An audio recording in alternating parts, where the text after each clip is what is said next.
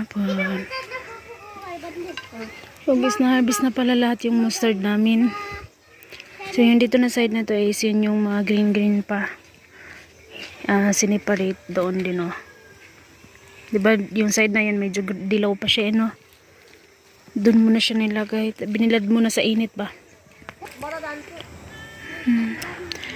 Paanohin na muna siya tapos pag medyo laya na yung dilaw-dilaw na yun ano na ipapatreasure na. Para maging ano na siya dal. Hapon na dito sa amin. Ano na ngayon dito? 18:25. Maya-maya na ako magsaing. Ano pa naman medyo dito pa naman mabilis lang naman magsaing.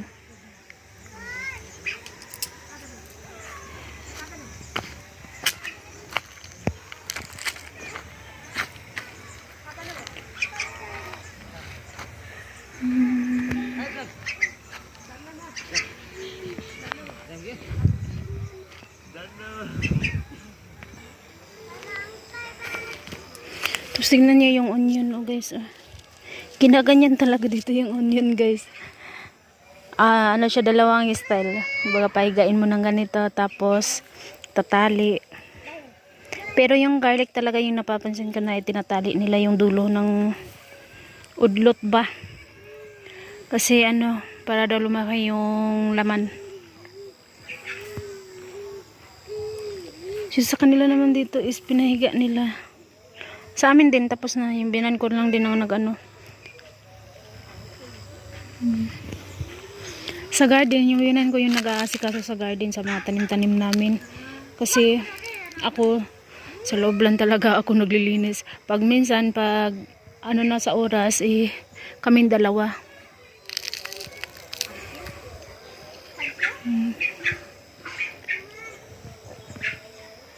So sabi nun kayo nung nag-harvest kami ng guys ng dal. Masurtal. Nagkasakit kasi dati sa amay. Sabi ko ako na yung mag-harvest, siya muna yung sa bahay. O kaya niya ba yung mga bata pa sa school.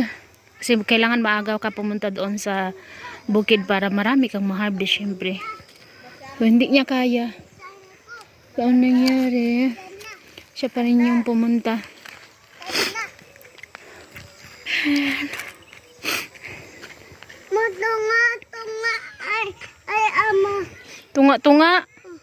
Tunga mo?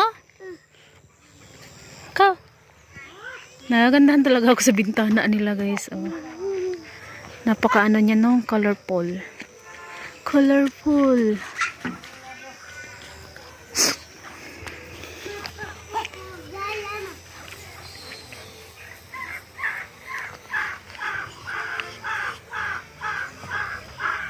Sa kabilang bahay guys yan.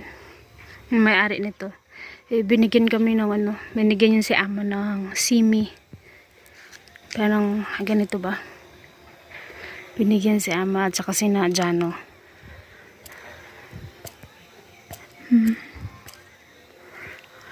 Sa amin, hindi ko muna ito pinitas dahil meron pa naman kami guys. May pa kami at saka nagkabili din ako nung 1 kilo. So, yun.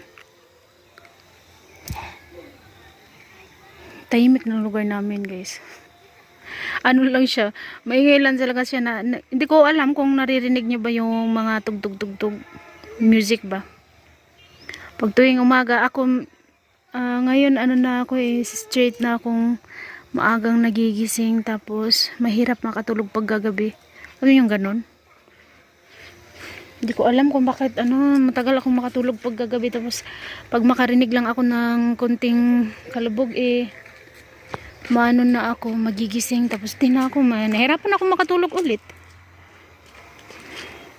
Tapos pagka umaga mabilis pa akong magising. Isa din siguro yun sa dahilan na kung bakit ako palaging nahihilo ba. Tingnan nyo yung mangga may mga na siya, may mga nagbulak-bulak na badaghan kayo. Hapit na ang tagbunga anak. Bahay na ama ang tahimik. So, pauwi naman daw kasi si Baba dito, yung binan kong lalaki. Pero di ko alam kung kailan, guys. So, dahilan kung bakit siya uuwi dahil ilang buwan na ba siya doon? Siguro magta 3 months na ngayon. 3 months or 2 months ata. Hindi siya sinasahuran. Hindi siya sinasahuran, tapos wala rin naman kasi yung alam yung biyanan ko doon sa Bombay eh. Wala siyang alam sa mga lugar doon. Tsaka hindi niya alam magbiyahe doon ba. Kaya ang nangyayari eh, doon lang talaga siya nag-stay doon sa isang ano lang, tagaluto yung biyanan ko doon. Oh, hindi ka. Ni ama, babalay uda खाना पकाने लाग्छ नि काममा बाबा कति महिना भयो त बाबालाई 3 महिना भयो नि ती पैसा पनि कहिले पनि दिनु भएन हो र अनि किन बस्नुहुन्छ उता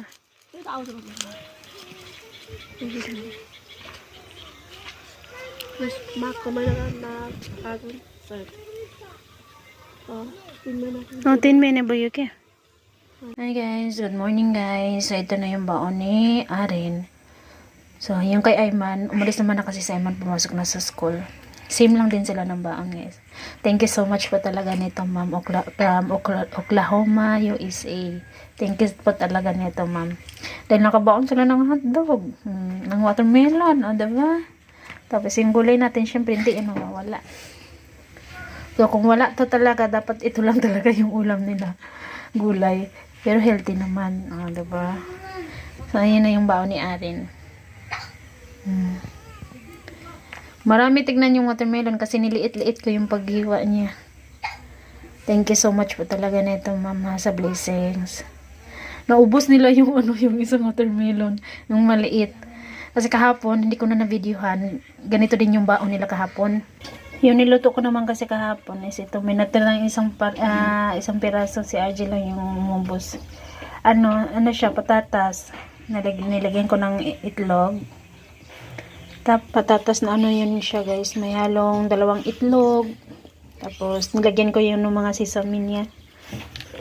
Ayan. Ayan, itim-itim. Diba? Saka syempre ito nagluto rin ako ng pang-snack nila kahapon. Yun yung baon ni Aren. So ready na tayo. So bibihisan na natin siya. So mamaya po ulit guys. Thank you so much po ulit nito ma'am. Hi guys, welcome to my channel.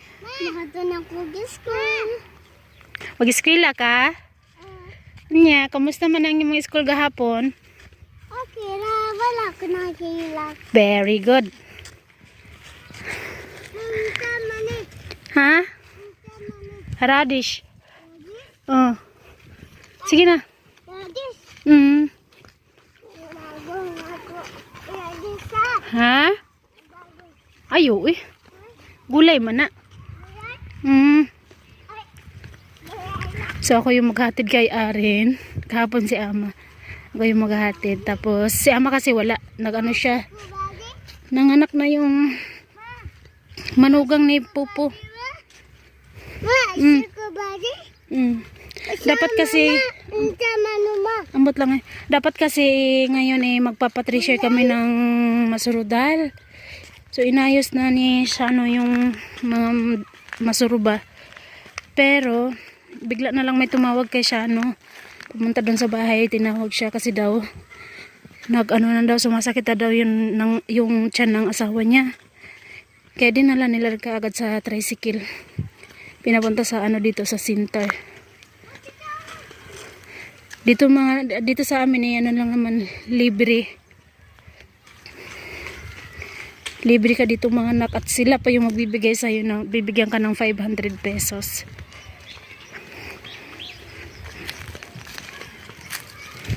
Arin! Wait, hulot ako. Dili maguna kanay sakinan.